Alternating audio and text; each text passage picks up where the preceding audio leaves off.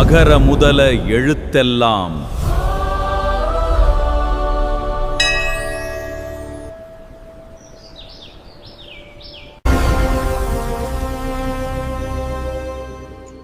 காலத்தின் சக்கரங்கள் சுழன்று ஓடினாலும், பேரரசுகளின் சிம்மாசனங்கள் மண்ணோடு மண்ணாய் மடிந்தாலும், ஈராயிரம் ஆண்டுகளாய் ஒரு இனத்தின் ஒட்டுமொத்த பிரபஞ்ச தத்துவத்தையும் தன் 2 வரிகளுக்குள் அடக்கி உலகையே ஆளுகை செய்யும் ஒரு சித்தாந்தம் இந்த பூமியில் உண்டென்றால் அது நம் தமிழ் நெறி.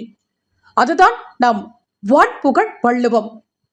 இதோ உலக பொதுமறை பிறந்த புண்ணிய பூமி, நெரிசல் மிகுந்த சென்னை மாநகரத்தின் இதய பகுதியில் காலத்தையே உறைய வைத்துக் கொண்டிருக்கும் ஒரு வரலாற்று பேரதிசயம்.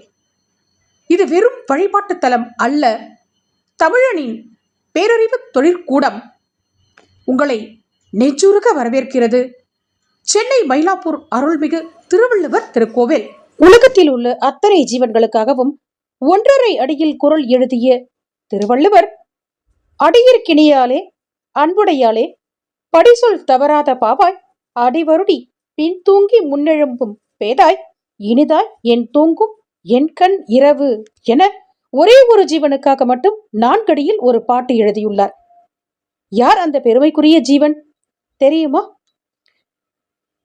பெண்ணின் பெருந்தக்க யாவுல என்ற வகையில் வள்ளுவனுக்காய் வாழ்ந்த வாசுகி அம்மையாருக்காகத்தான்.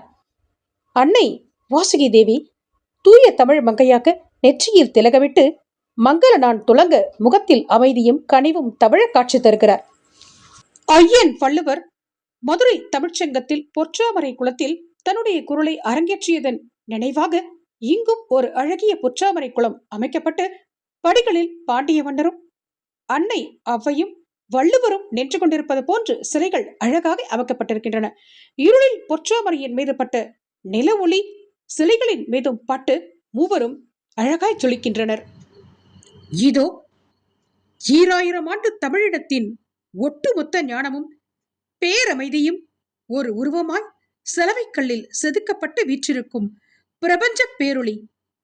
உலகியல் ரகசியங்களை உடைத்தெறிந்த ஒரு மாபெரும் தத்துவ ஞானியின் உன்னத தவம். உற்று நோக்குங்கள் அந்த வலது கரத்தை. அகிலத்தின் விதியை மாற்றி எழுதிய அந்த மாய எழுத்தாணி.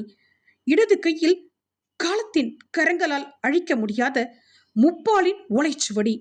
சின்முத்திரை காட்டும் அந்த விரல்களில் ஒளிந்திருக்கிறது மனித வாழ்வியலின் உச்சகட்ட ஒழுக்கம்.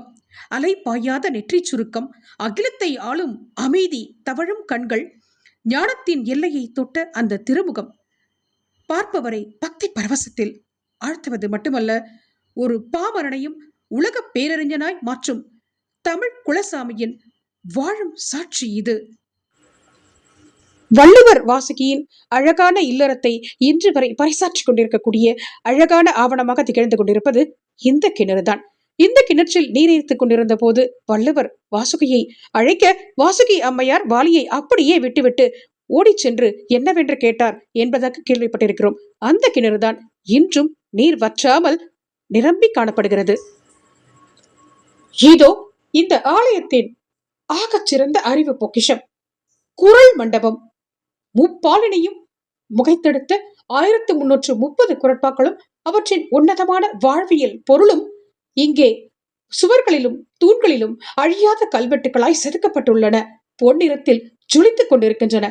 வெறும் வழிபாட்டு தலமாக இருந்த இந்த ஆலயத்தை உலகிற்கு நெறி புகட்டும் ஒரு மாபெரும் அறிவு பள்ளியாக மாற்றி நிற்கிறது இந்த அற்புத முப்பால் மண்டபம். 30/5/2026 அன்று ஆளுநர் மாளிகையில் கொண்டாடப்பட்ட திருவள்ளுவர் நாள் விழாவில் பங்கேற்பதற்கான அழைப்பு கிடைக்கப்பெற்றமையை நினைத்து பெரும் பாக்கியம் கொள்கிறேன்.